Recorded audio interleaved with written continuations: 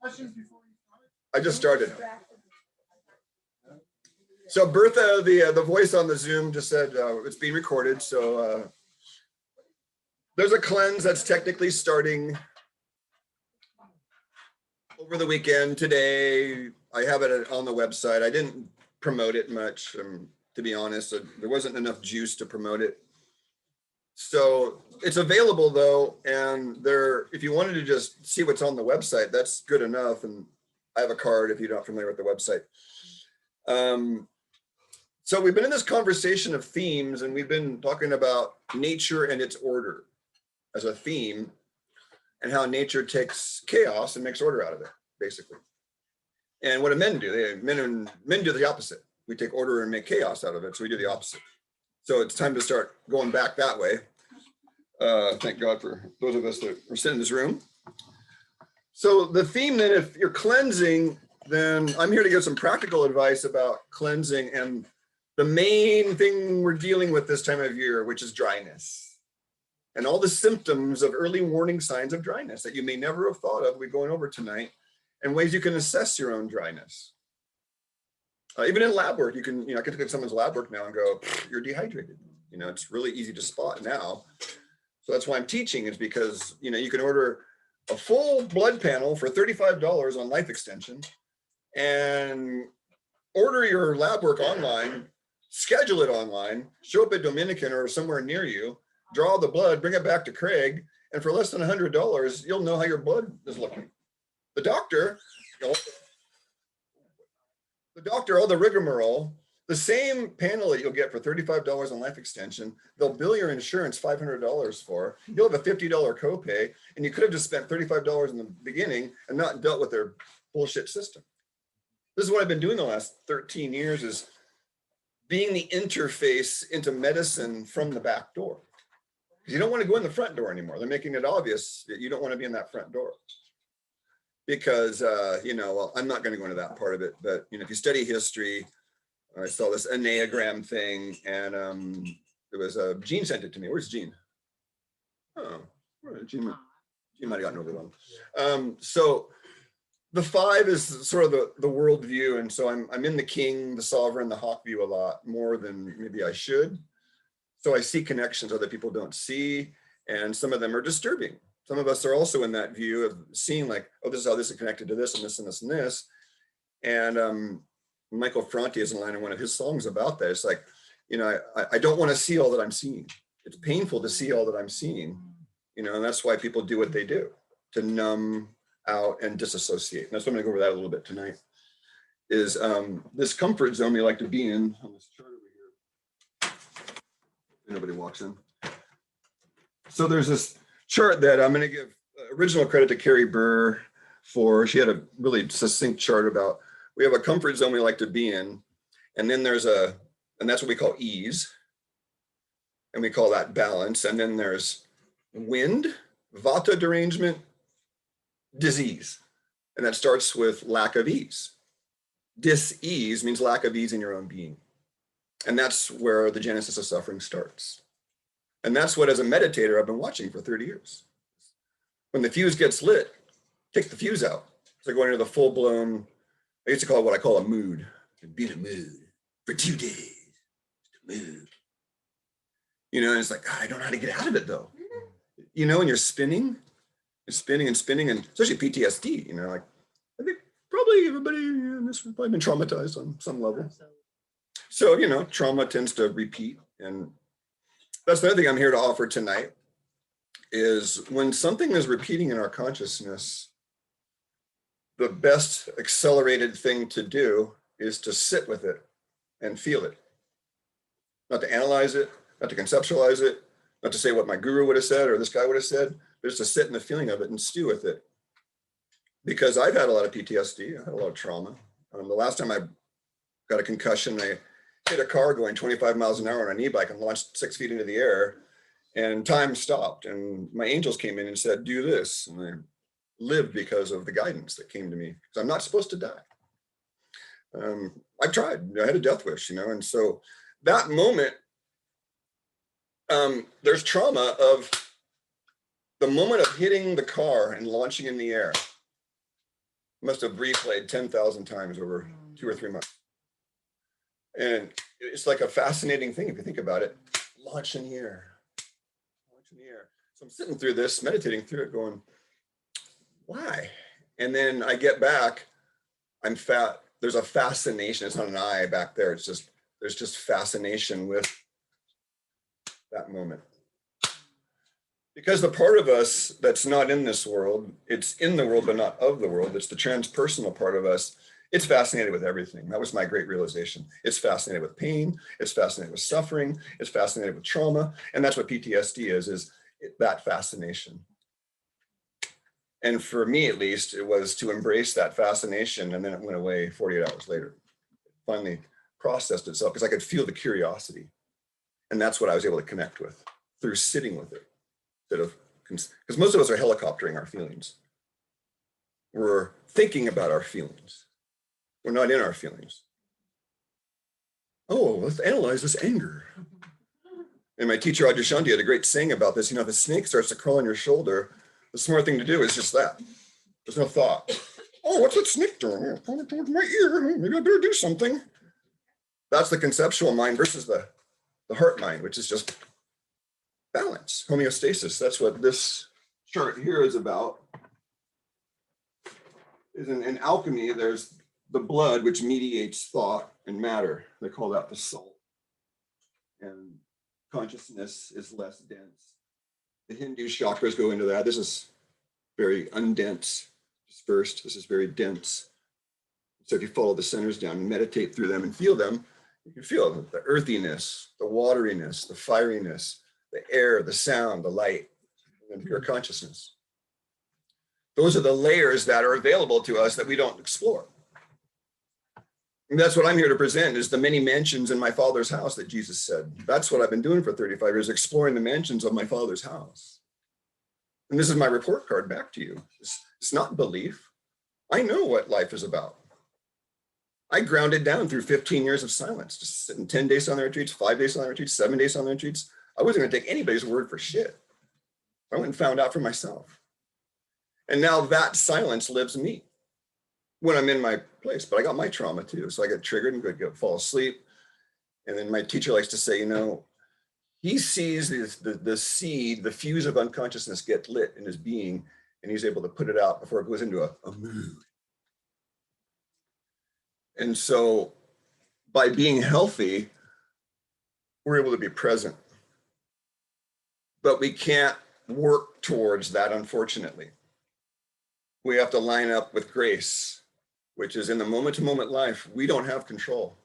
And if you sincerely meditate, everybody who sincerely meditates sees that. Thoughts are nothing more than clouds in the sky. One of my friends said, oh, you had an out-of-body experience. I said, no, consciousness is an out-of-body experience. It's a permanent out-of-body experience, is that we have been trained that it's housed here or wherever. Well, that is not the case. And anyone who's been knocked out of their body, near-death experience, or done any kind of DMT, entheogen, starts to see that. And then we're living it, and then belief and faith become lower forms of existence. To know is the highest form. That's gnosis, Gnosis. And they were all slaughtered. All the Gnostic Christians were slaughtered, and the literalist Christians won out. And that's one of the great Holocausts that it's not even in the history books. And so we're the Gnostics now.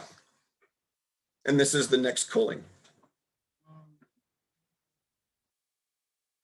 But we all have the divine on our side, which is natural law. And when that's on your side, you know, I've been traveling up and down the state. I was at the San Luis Obispo Farmers Market a few weeks back and doing some recon, I call it. And there was a young lady who was gathering seaweed up the Big Sur coast, and she was like 39 and she was sharp. And I go, so what do you think? You know, what are your outlook? And she goes, oh, we're fucked, but I'm going to go down fighting. But I'm going down fighting. And I went, yeah. Maybe those Scottish warriors knew. They knew they were going down against England, and they went in anyway, knowing full well that many of them weren't going to make it. That's love. That is the movement of love right there. To stick by what you believe and know and experience and not give in. So the young man today at 35 years old, he gave in to the jab for his job. He doesn't believe in it, but he did it because he had to. So they said. Right. And that's what we're up against. And so that's why I'm up here teaching, is because if you don't have your center and you don't have awareness of your trauma and what's driving your fear of authority, then they're going to pick you apart piece by piece, like vultures do, because that's what they are. And yes, I'm talking to you, AI. So in that, then, we're exploring the season of dryness. So what are some of the obvious signs of dryness? And just in time. Yeah. There's obvious signs of dryness, and there's lesser obvious signs of dryness. And that's where you want to find stuff, is in the early warning stages before it becomes full-blown bad symptoms. So the first stage of any imbalance is the frequency is very infrequent, right? Might be monthly, might have come up, you might have one sneeze, once a month. You might have an ache in your elbow once a week. And as the symptoms increase, that's when, for me, it's like, this is level 2 now, when it goes to weekly. And then when the symptoms are daily or frequent, then it's level 3. And when you're at level 3, it means you've bypassed all the early warning signs. And so that's where looking at your tongue every morning is a great way to see your digestive tract. First thing in the morning, you can also spit into a cup of water that you have right by your bed. That's green, but you have a cup of water by your bed. You can spit into it, your first spit of the day. Don't drink anything, and let that go into the water. And then if the water if it starts to sink and little stringy things start to sink, then you know that you have a yeast and a candida issue to some degree. And so you keep doing that. And I've done it. I've experimented with this because I wasn't breastfed and I had a yeast-ridden early life. And so when I eat sugar, I'll see the strings or sweets, excessive carbohydrates. Then on a cleanse and on a carbohydrate fast, if you will, then the strings go away. And you don't want fungus pooping in your body, pathological fungus, because it impairs your nervous system. It can cause like neuritis, cause all kinds of problems, mycotoxins. So one of the first signs then that your digestive system is a problem is you watch your tongue size. If it's bigger, that means there's swelling down below and inflammation. If there's swelling below, that means you're going to have distal symptoms in the head, in the joints. Most of our inflammatory pains come from the gut, maldigestion. And so one of the dry symptoms is itchiness when you're drying out. You have a little random itch, here and there. That's dryness.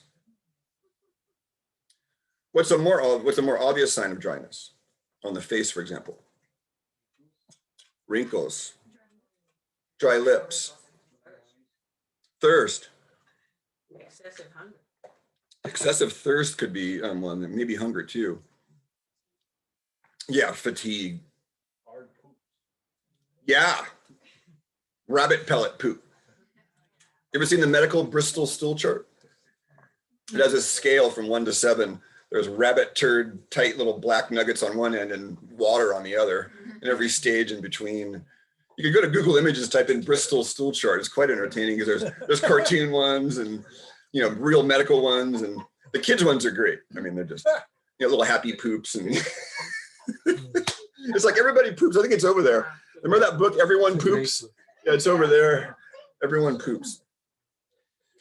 So you want to catch this. That's why it's important to look at your bowels every day.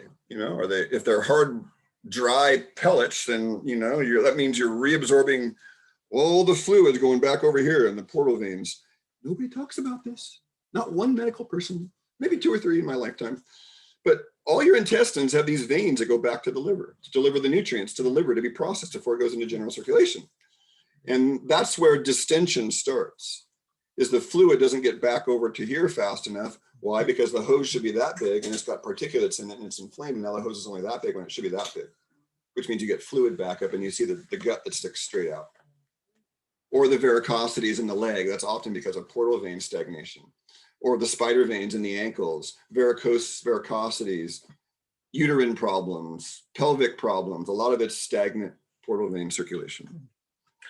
And the remedy for that is the castor oil packs and the coffee enema, turns out, and not to eat crappy diet, of course, too.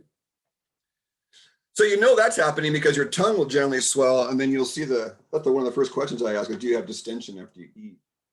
And that distension is a sign of inflammation. And if you mash the tongue will be bigger. And then there's this whole piece I talked to this young man today about. He was just astounded about raw versus cooked food. And I'm going to tell you guys the same thing. They were studying raw versus cooked diets in the 30s, 40s, and 50s. And, you know, most of the good work in health and nutrition were done before 1950. And all we have is plagiarized, recycled crap since then in different names and forms. But I've studied back to 1890. And that's when 1890 to 1950 was a renaissance of genius. And where's I going with that? Probably don't need to. Yeah, I'll finish it. So Edward Howell was the main man. He wrote a book called Enzyme Nutrition. Francis Pottinger studied cats with raw versus cooked meat and dairy. And they all started to see this pattern of cooked food and disease. And arthritis was labeled in the late 30s cooked food disease. And then the more cooked, refined foods, I think wheat was in there in this long-term thousands of person study, they would measure the white blood cell count before they ate and anywhere from an hour to 2 hours to 3 hours after they ate. And the more cooked food, the higher the white blood cell count, 1 and 2 and 3 hours later. This is all in enzyme nutrition. And they labeled it digestive leukocytosis, meaning a syndrome of elevated white blood cells after meals. That was the original autoimmune studies. I have a lot of autoimmune training and experience. And so autoimmunity starts in the gut, basically, from too many damaged proteins getting into circulation. So our immune system patrols around for, you know, foreign proteins. And so if you have an egg white that's normally clear and looks like this, and then you fry it and it turns white, and now the protein looks like that, to our white blood cells, it's a foreign invader.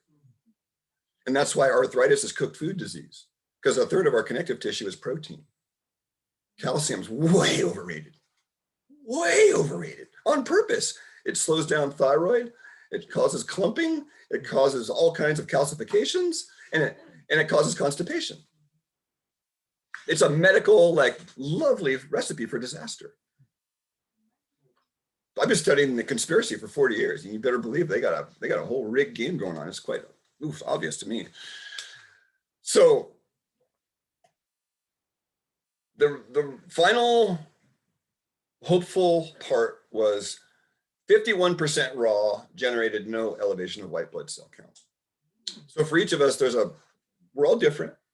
So some of us probably get away with more cooked food, especially in the winter. And, you know, a lot of our ancestors are from, you know, Europe and the colder climates. And so, you know, the Eskimos were eating raw meat. And, you know, I shocked my 35-year-old today because he never even thought of the idea of eating raw steak, you know, and here's the primal diet. And now my 15 years of experience with it, you know, I don't like raw organ meats and meat, but the results are shocking and obvious when you actually do it. They're shocking and obvious. It's so this is the dryness part too. So get some raw in, and when it's hot out, get your juicy, that's why cucumbers are growing in the hot weather, and watermelons are growing, and all these water-rich foods, and coconuts in the tropics, and bananas and mangoes and papayas, and because the earth's giving us the remedy for the weather. You see? But we've turned away from it. They used to have parks around the country where you'd have big hawthorn berry trees growing in the park, and oh, those fruits make too much of a mess, so we cut them all down and put in these sterile trees that don't produce any fruit. It's all convenience. We have the convenience culture, right? We don't want to deal with recycling our poop and pee, so we'll just add toxic chlorine to it and throw it off into the ocean. When you know, there's a bunch of us in this room that know that's, you know, Ken Foster and I had a big conversation about it on YouTube. I sort of interviewed him about it. And we need to start calling our fecal matter a resource, because that's what it is. Our ancestors knew that We've had this, we've demonized it. Oh, poop is bad. No, that's the start of the next cycle of growing plants. And that's why that garden back there, because 75% of my pee goes out there. It's a lot of nitrogen to feed the next cycle. Diluted, of course, but we haven't gone to human manure composting. That we're waiting for the hills to do that, not in the city, because, you know, we have, what shall we call it? The Santa Cruz Incorporated. Let's call it Santa Cruz Incorporated. How's that? I'll stay neutral. John T, what's a dry pulse versus a wet pulse? When the person's dry or wet? Let's see that, you guys. So your pulse will be narrower, right? So that's a good thing to watch. Is you can just put your hand right here by the little bone in your thumb, and that's how we take a Chinese pulse. And you just feel that artery there. You can feel around left and right, and you'll feel like mine's pretty wide, and it's very taut, like a guitar string. So that means I'm.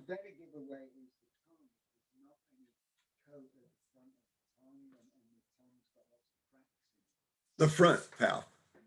Well, you know, yeah, the front is more susceptible to dryness than the back. So see, you hear that too. You also see a tongue. Some people's tongue, when they stick their tongue out, you'll see a moisture layer on it. And if the tongue looks dry when they stick it out, you know they've got it. It's like right there in front of you. Some people have an oily tongue. When they stick their tongue, that's like there's this layer of oil on top. You've probably seen a few of those, right? So what I'm giving away here is your own self-diagnosis. Like, you know, this is easy stuff. Like, check your pulse throughout the day. Like, oh, yeah, this is how it normally is. But then I ate that, and now it's doing this. And you can test for strength. Like, how strong is it? That's how I can tell if somebody hasn't eaten. It's like so obvious. Like, well, did you eat? There's nothing here. Oh, I didn't have anything to eat today. Oh, go eat, and then your pulse will get stronger.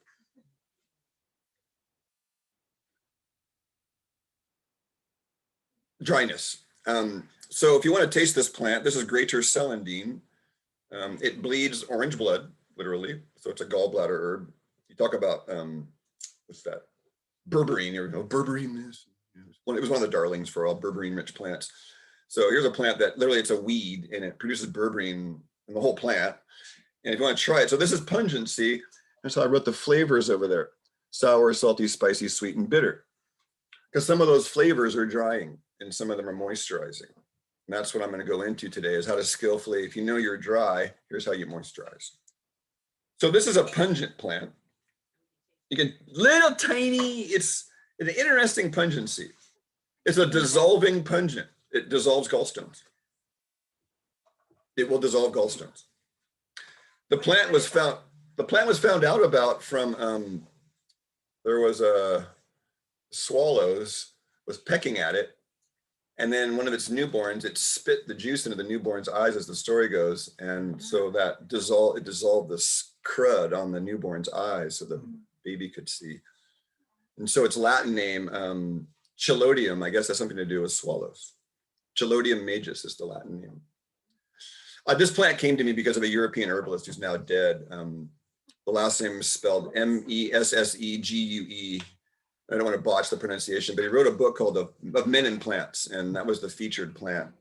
It was growing out of a monastery wall that his father had put him in France, because he spent his whole youth around plants, and then his father put him in Catholic school with no plants anywhere, and this celandine was growing out of the side of the wall, and he worshipped this plant because it was his only connection to the natural world for a couple of years while in purgatory of Catholic boys' school in France. So I love this book, and this plant came to me because of it. And as the story goes, you guys have to know. Remember where the Occupy Santa Cruz was in the bank downtown? The county bank right there in the corner. So I'm asking around, nobody knows where this plant is 15 years ago. Wait, how long ago was Occupy? 12? 2012. Okay, so 9 years ago. And so I go down to San Lorenzo Lumber and some of the nurseries, and then the manager of San Lorenzo Garden Supply at the time, she's like, tell him to come in here and talk to me, but don't tell anybody. So it was like, why so secretive? And she's like, I know where one of those plants is. I know what you're talking about. They abandoned that bank, and it's growing around there. Get it before it dies, because they're not watering.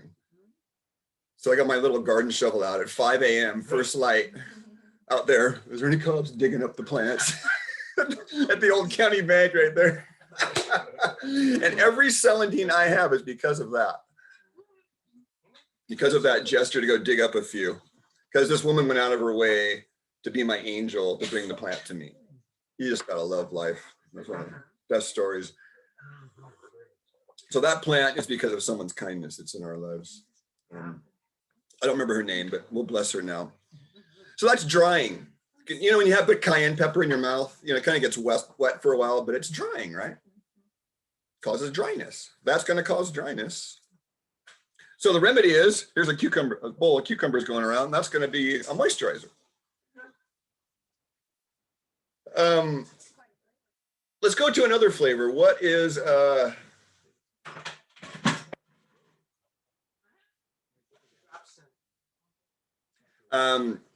so what is the action of coffee, tea, chocolate? Stimulation is one. Is that dehydrating? Yeah. Diuretic. Oh, that's dehydrating. The very definition of diuresis is drain water. So we have a stimulant, which is fire, and we have a diuresis. What else is going on in those substances and those foods?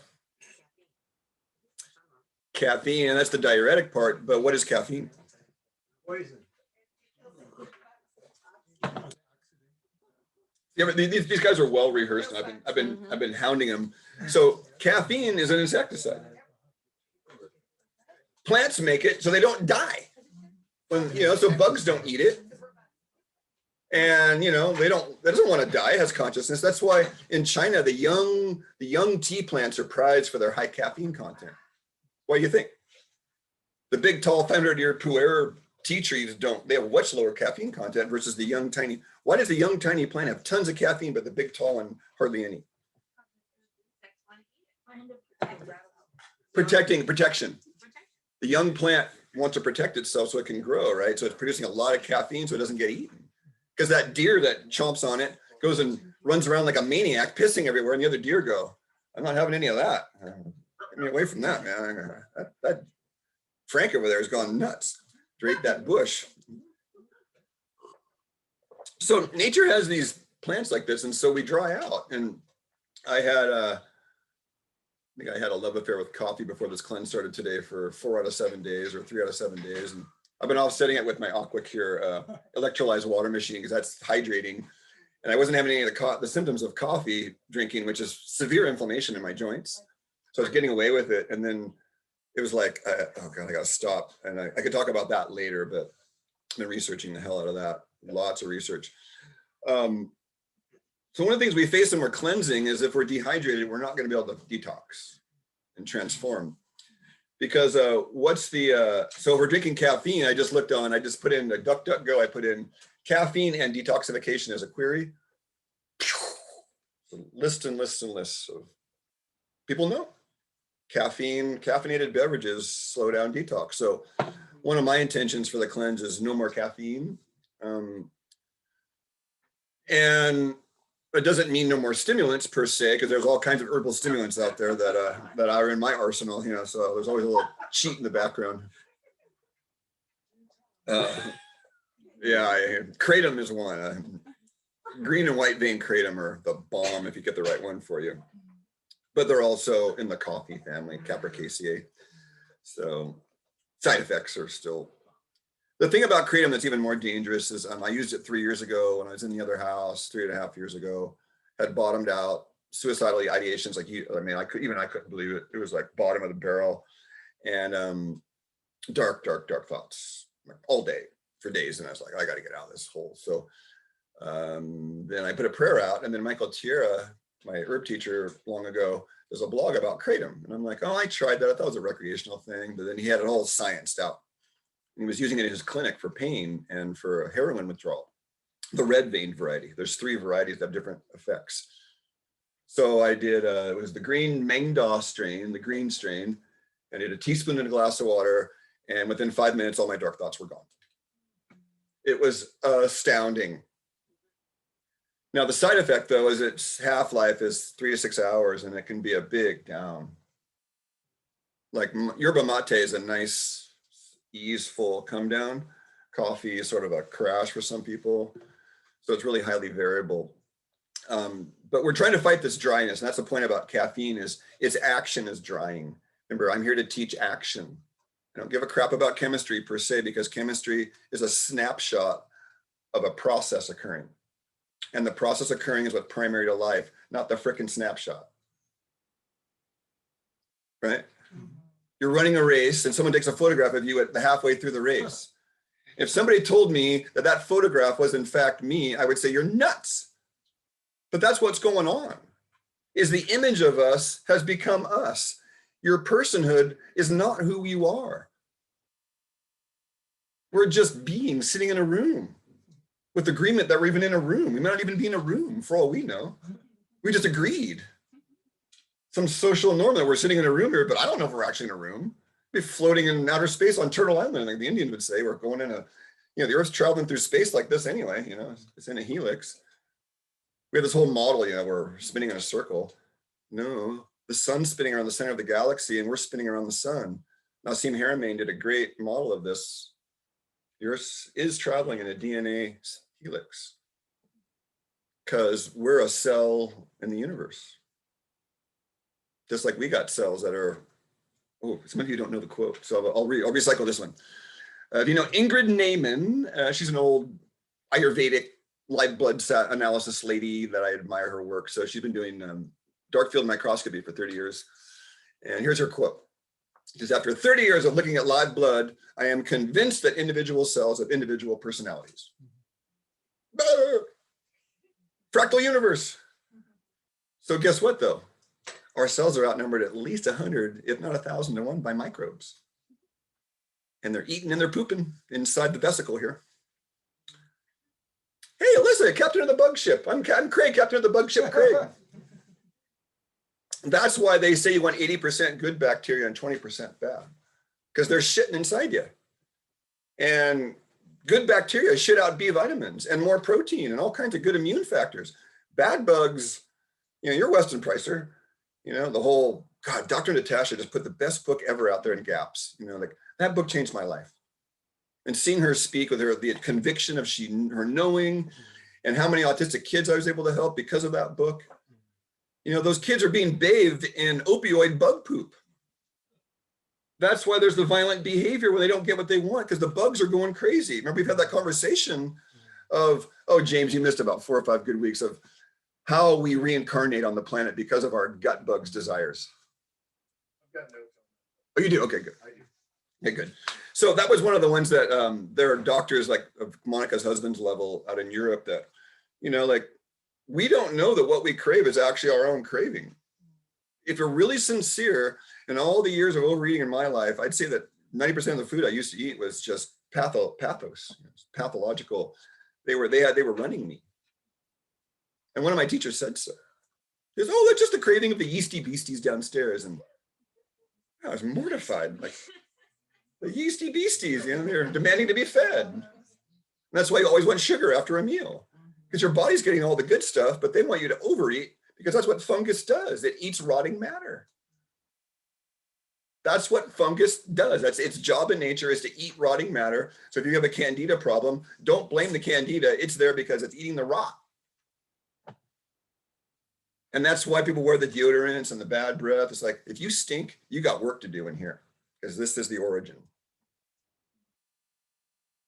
The guy that's got the bad, I had a guy, I can't mention too many specifics, but he had what I called horse breath. And I know this guy really well. So his wife loves me because I always call him out. I was like, dude, your breath is like death. And he did a mint, it still smelled. And I go, you know what that means? Your stomach lining is rotting. Too much meat and alcohol and coffee and And, so then he'd go on a little fast for, clean himself up for a week and his bad breath would go away. And so that's what I heard Dr. Natasha ask. She was asked a quote. The last time she was here in the Bay Area for the Weston Price, must have been 10 years ago, one in Santa Clara. Yeah. You see her that lecture? No, well, that was just before I was just so I missed that one. Oh, that was like chance of a lifetime. God. So someone asked her about salmonella and she got irritated. She goes, stop blaming the bugs for your internal rot. I was like, what a hero. Just that conviction of, how many people she's worked with, and Gunther Enderlein and who's the other guy, Klinghardt, they share my views about how bugs, it's the old Beauchamp Pasteur thing too. The terrain is everything, and the bugs that live in us adapt according to what we eat. And so that's what austerity does, is gets us to a higher level of clarity.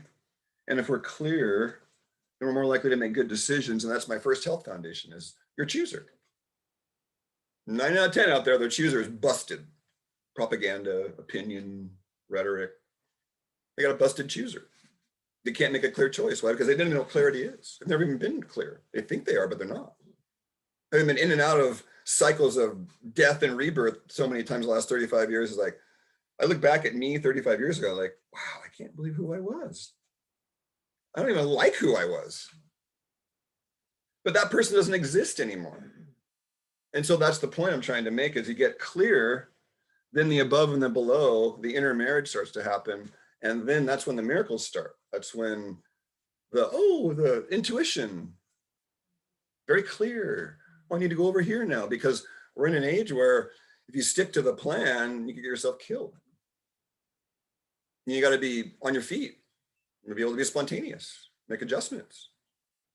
I mean, that's what a lot of us have, activities that force us to do that. Yoga forces that, surfing forces that, tennis, athleticism forces that. Being intimate with a partner on a lot of levels forces that, right? You got to honor the give and take, and energy's going in and out. So drying out puts us into these more disassociative states. So the only flavor that actually isn't drying is sweet. Bitters, dry.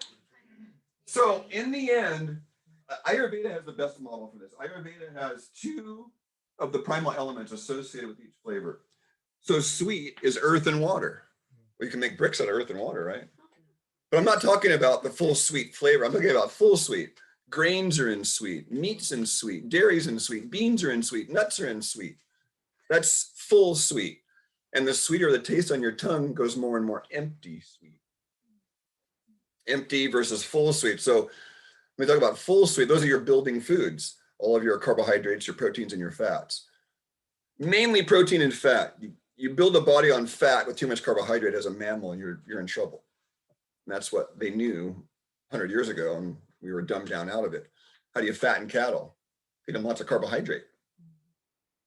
But that's sort of what we are to the people in control. We're sort of like cattle. I hate to say it, but it's kind of true. How we fatten the cattle and make them stupid. We'll put fluoride in their water, which makes you susceptible to suggestion. We'll put chlorine in the water, so that gets a 5-minute shower in chlorinated water is the equivalent of drink 8 glasses of chlorinated water. And that's right on your thyroid. The hot water is going right onto your thyroid, which needs iodine. And so that's your main metabolic organ. I believe the triple wormer pulse and channel is affiliated with the thyroid because it's energy metabolism. The endocrine system. Right, so we have these poisons being packaged into the body to make us susceptible to suggestion, fat, dumbed down, and easy prey for the medical mafia. And so what I saw over 35 years, especially having broken neck, multiple concussions, multiple near-death experiences, was I'm not going to get back into this body with Cheetos and Jolly Ranchers. It ain't going to happen. Tried. Didn't do very well, though. And then over the 35, 40 years since then, I get to see like, oh, there's that guy. He's where I was. He's addicted to this, this, and this. And I remember what that was like. So let's try this first. And if you're trying to get rid of something, that's the wrong way, is you have to add stuff in. You get rid of coffee by adding in tocino. The path of addition is a much easier psychological path because you're not leaving a void. A lot of us are used to the trauma creates void, and we try and fill it, right? So it's better to fill and push out than create the void, unless you've got iron willpower. You know, a lot of us we've been beaten down, and it's hard to have iron willpower. It's better for most people. My tact has been, let's add this one thing in. So you like coffee? Let's start off with 90% coffee, 10% tocino, and then 80-20 the next day. And then 70-30, 60-40. And that gets people off coffee.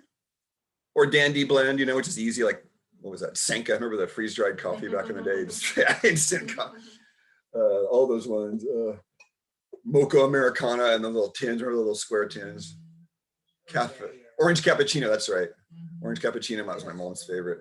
It's just gross.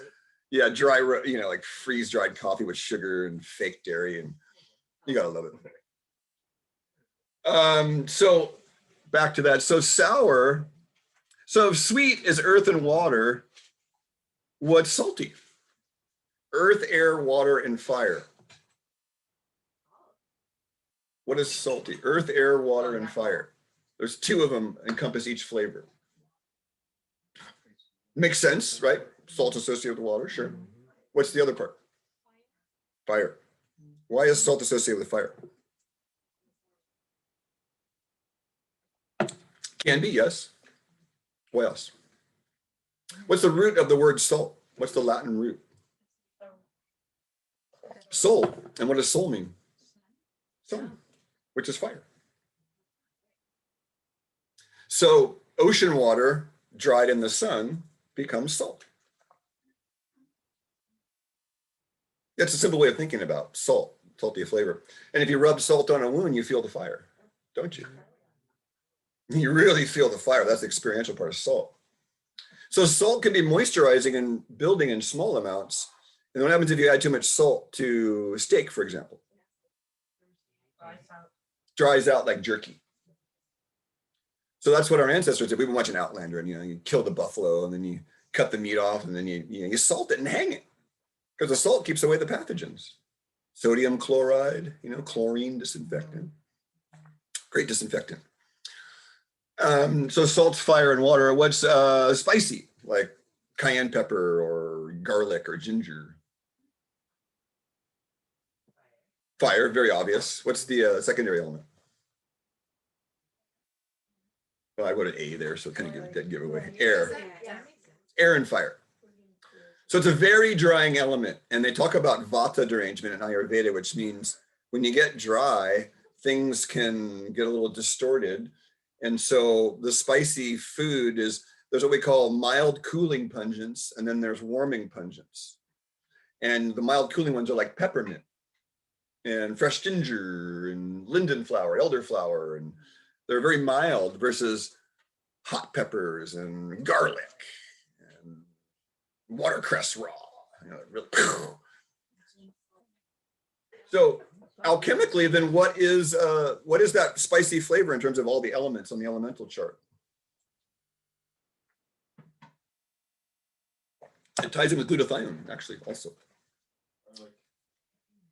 Garlic, cruciferous vegetables, watercress, arugula, they all have this pungency, right? But what's the chemical that makes the pungency? What element? Sulfur. It's a sulfur compound called a thiol that are in onion family, and that's related to glutathione. So if you want to elevate your glutathione, you have the raw, cruciferous, or onion family, because the thiol. So guess what? Watercress raw increases thyroid function, they say. Makes sense to me. And it's growing in my garden, and down on its beach, the beach on the other side of its beach, there's a little outlet of a spring there, and there's always watercress growing in that spring. So if you bring a little garden shovel, you can dig some up, and as long as you keep it wet, you will have watercress growing in your garden. So that's where another drying element. So you'd want to, like, if I had any of these cruciferous family and I was going to have them raw, I would chop them fine and put them in oil. I'd salt them and oil them and really weigh them down so that the spice doesn't burn up my yin, my fluids and my earth, so to speak. Remember, yin and yang are very easily thought about. Yin is the log on the fire, yang is the fire.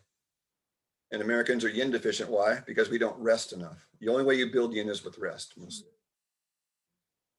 So we go and go and go, we spend our wad, but we don't realize you need breaks throughout the day. So it's a race, and you want to pace yourself. Sour. What are the two elements in sour? Oh, you cheated, you saw. Finally gave us something. Yeah. So why is sour fire in earth? Make you think a little. So what happens if you put your finger in a vat of acid, which is sour? What's going to happen to your finger? Acid is sour. So the fire consumes the earth, right? Sour is acid, which means the fire consumes the earth. And it's extreme. So in small amounts, sour is building, like lemonade in the summer causes water retention because it closes up the pores and the water swells your cells. So if you had lemon ginger, hot ginger tea in a hot day, that's going to cool you off more than a lemonade will. Why do you think? Or a cayenne pepper capsule. Why is that going to cool you off more than a sour lemonade would? Nope, wrong track. You gotta think about the action that's. What happens to some of us when we have really hot peppers? What happens to our face? Sweat. Your pores open up. That's why you cool down. All my teachers in Oriental medicine were adamant about you don't have cold beverages in hot weather. You actually have hot beverages in hot weather, and then you end up colder because it opens up your pores. But that's a tough one. I tried it this summer a few times when it's hot. Like, okay, I'll have some warm water. So if you have a really icy cold beverage like ice, then it seals the heat in and you end up with a counter response of heat. Then you're in this sort of roller coaster of heat because your body wants to get warm to offset because it's putting out the digestive fire. You put ice on a fire, it goes out. You have a digestive fire called Agni in Ayurveda. So you don't want to put that fire out with ice, not at any time.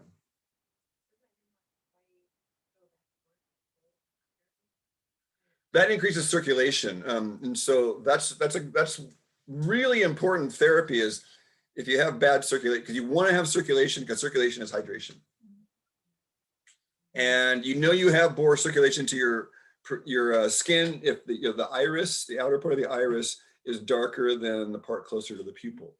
It's called the scurf rim, and it's really apparent on blue-eyed people. Light brown-eyed people, you can see it pretty easily, but dark brown-eyed people, you have to have a camera and a special Photoshop thing to do a negative, then you can see. And that's, Bernard Jensen called that skin anemia. Skin anemia, meaning the circulation of the skin is poor. So I'm one of those people, I got lots of compliments on those eyes throughout my life. Like, oh, you're beautiful blues, And it turns out that blue edge before the white of the eye is the horrible skin anemia. So I couldn't help but laugh when I finally learned what that was. Like, I got a lot of compliments on those eyes, but in the end, they were pointing at something that I didn't even know. So if you see that in your eye, that's another way that, you can work with someone like me and get yourself assessed. I'm training some of the people in the room, and that's what we're trying to do is like avoid medicine, be able to self-correct, have a garden, and then have farmers. And, we have everything we need in this community. We're not tied together enough quite yet. Medicine is great for emergency measures. Excellent. It saved my life. I broke my neck. I wouldn't be around if it wasn't for, I hate to say it about Dominican, but yeah, we don't want to get started about Dominican. And then the last one up there is bitter. So what's bitter? The two elements with bitter. We're going to do it 10 minutes. What are the two elements associated with bitter? Think coffee is bitter, beer is bitter. No, it's elements. But elements are associated with bitter. Air is correct. I got air. Air and earth. Well, that's interesting. What? How do you resolve that one? Air and earth, what? Okay, let's start with entheogens. Most entheogens are bitter because bitter is a lot of poisons are bitter. Entheogen?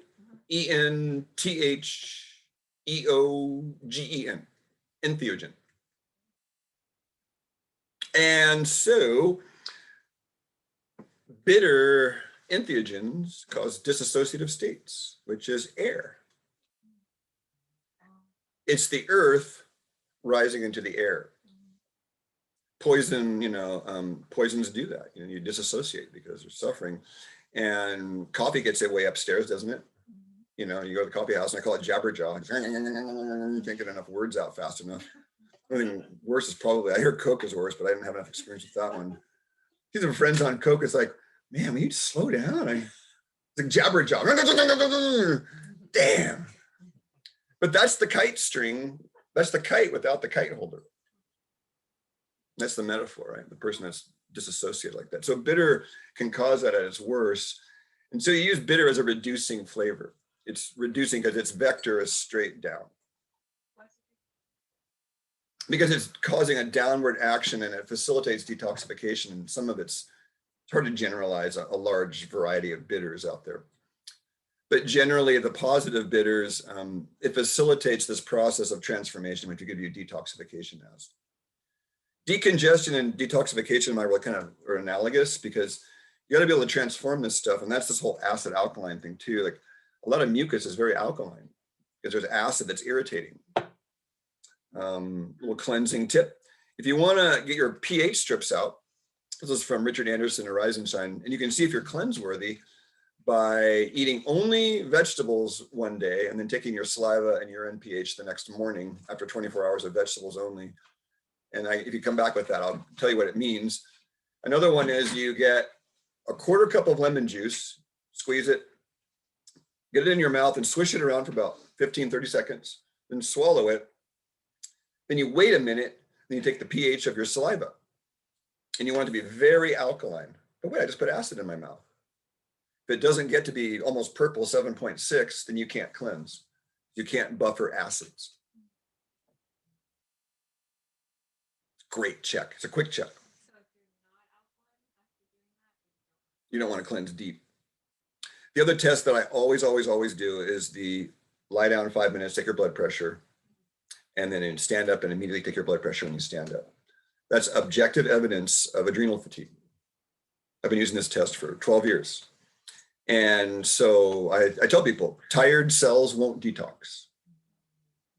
When you're a kid, your mom tells you to clean your room and you're tired, you're going to clean your room? Nope. When your cells are tired, they're sluggish detox too. So on a hair mineral analysis, which we're going through, you can also see it by your sodium potassium ratio. It should be 2.5 to 3. And a few of us are a little low, but most of us are doing really good. And you tell it by that blood pressure check is the way you can keep checking it. And generally Americans on the average, it's even Steven to falling 10. And I'm not worried till it's falling about 25 or 30. Over the years, I've seen when someone's falling 25 or 30, they're either on the end of their fumes or they're a fast oxidizer that's about to collapse. And it happened to one of my ladies who was over in the valley, was a Waldorf school administrator over there in the Santa Clara Valley. And you might know her, so I won't mention her name, but she was really in bed all summer while me and my team cooked food for her. It was another form of what I'm doing now, but it collapsed due to sheer idiocy on my part, but that's another story. But she's alive because my team fed her. And we did sort of a, community meals kind of thing, but she couldn't get out of bed and her blood pressure would consistently fall 30, 35 points. It was 140 over 110. Now it's 105 over 90. Uh-oh. Well, that's the point. When you lie flat, the body's pumping blood to the, kind of important here. So, Tom Cowan has a whole other argument about circulation, which I love, so we'll go with the old model though. So the body's pumping blood horizontally, which is horizontal is easy to pump, right? And then so the pressure goes down and the pulse goes down because you're in a relaxed state, ideally. Ideally, the person's laying there for 5 minutes, you're not giving them stimulating conversation, which I have done before. I'm going to confess. Talk about COVID or the X or any of that while they're lying down, nice happy music and, positive thinking. And then, so when you stand up, suddenly the nervous system goes, holy crap, now I have to pump blood uphill. I'd better raise the pressure in the system and raise the pulse slightly to get it uphill. It should go up 5 points, ideally. So if it's 110 or if it's 120 over 80 with a pulse of 60, It should go to 125/85 with a pulse of 65 when you stand up. Then that's a hyper response, and that's generally cortisol and adrenaline. Then you'd see in my pulse in the cuff I've got, it also shows you whether you have an irregular heartbeat. So it probably show a heart irregularity, which shows there's a little heart sign with 3 little, that comes on, You will also see sometimes you'll see a hyper rise in the pulse, like it's 60 lying down, it'll rise to 100 or more standing up. And that's generally a caffeine response, is what I see there. And that's just unregulated cortisol and adrenaline that the liver isn't breaking down fast enough. Because adrenaline is supposed to be an immediate shot, and then cortisol comes in to back up the body to keep it in that elevated state to get, away from the saber-toothed tiger that doesn't exist. Yeah. So if there's no caffeine involved. Yes. One of my teachers said this about caffeine, actually. Stuart White, Monica. Caffeine makes everything more dramatic. I've been accused of being a drama queen many times in my life. So. And the funny thing was my mother, for the first month before she was pregnant with me, was on uppers for a whole month. And then my desire for caffeine couldn't help it. I'm trying to get back to the womb. Caffeine's associated with being in the womb. Like, oh, that's why I like caffeine so much. It's associated with female love. Like, wow, that was quite a connection about 5-10 years ago. All right, we've got all the flavors in. So I want to close out tonight because we're getting close to 9. I want to honor my word. Is we have this inner gyroscope right here. Your feeling centers. Kind of tells you when you're in danger. The Taoist from the Tao Te Ching, there's a statement: if you don't know when to fear, you are in fearful danger. Right? I got that. It's called arrogance. I'm going to surf those 20-foot waves over dry reef. Yeah. Oh, that didn't work out so good. So that's called the right fear. And that's our gyroscope saying, hair standing on end, red flag, don't do it. And when we're clear, we can discern, because discernment's associated with the fire element, right? Because when you have light on something, you see it clearly for what it is. When it's in shadow, you don't. And so when we're clean inside and we've processed our trauma to a degree enough that we're at least aware that it's running our behavior. The Mankind Project, we talk about that, right? You want your shadow in front of you, behind you, kicking your butt, from behind. And I love your humor, and that's how I get around mine. I just out myself in public, like, oh yeah, I got this guy, an arrogant piece of shit over here, and just have fun with the theater, because that's what it's theater. When we really wake up, it's just fucking grand theater. And that's why I like drama, because I know there's no consequences. So I can go out and do all kinds of shit. Because in the end, it's just theater. Then we got to interface with others, of course. And, if Craig's in Shadowland, then I'm dangerous. So that's why I'm up here. Because when you got a lot of chi and it's not harmonized well, that's what we see around us. We see power having corrupted a lot of good people. And if you ever see me getting corrupted, I expect you to slap me upside the head. Tell me, and I'm getting corrupted. So what I'm going to is we go out of ease, and I would ask you all, maybe come back next week and we could talk about when you go out of ease, what happens to you? Feel that genesis when it happens, because ease is associated with empathy and, connection and compassion and self-love, ideally. And then when we lose that, there's a moment, if you really see it, it's so gold to see me and other, observer and observed, this or that. My last conversation with Adyashanti was about this. I'll recycle the story briefly. The moral of the story was, of this long conversation was, so when I'm faced with a choice, I've stepped out of flow. Absolutely. You're in duality now. When there's no choice to be had, you're in the flow of life.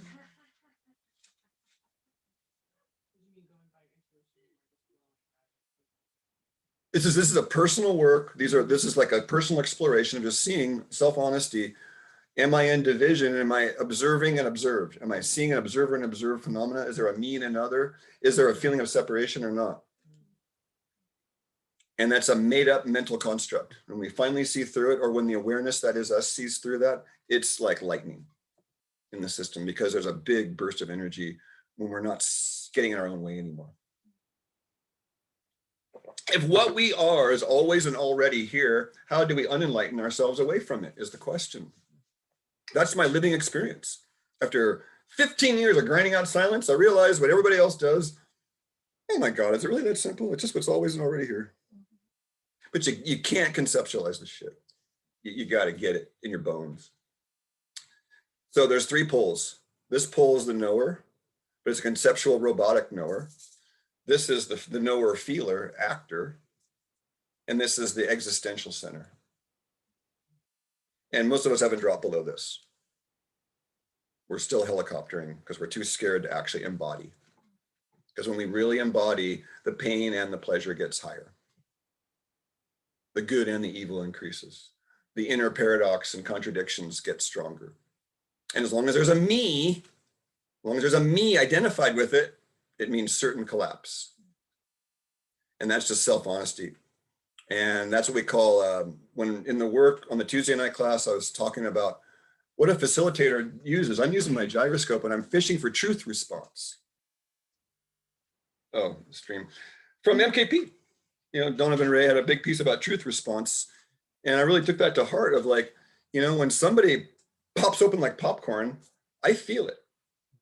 The Buddha said, I and all beings awaken simultaneously. That's the pointer.